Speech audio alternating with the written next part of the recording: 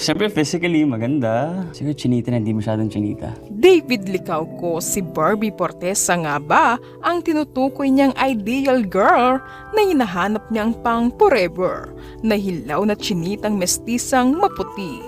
Narito ang kilig na chika natin today. Maraming kinilig sa naging interview ni David kay Tony Gonzaga.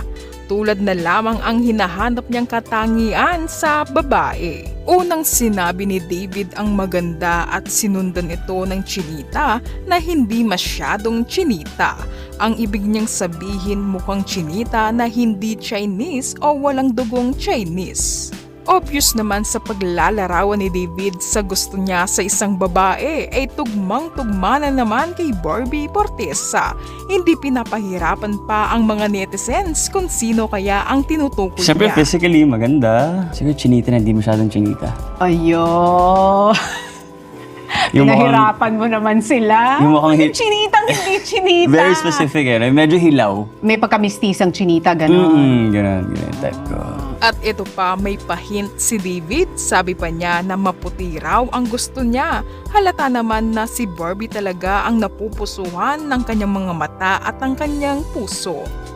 Maputi. Maputi. Mahilig siya sa maputi. Chinitang hindi may pagka-chinitang mistisa. Yeah. Kayo na bahala mag-isip po. Natatawa o napapangiti naman si David tuwing naririnig niya ang pangalan ni Barbie. Iba talaga ang saya at kilig ni David kapag pinag-uusapan si Barbie.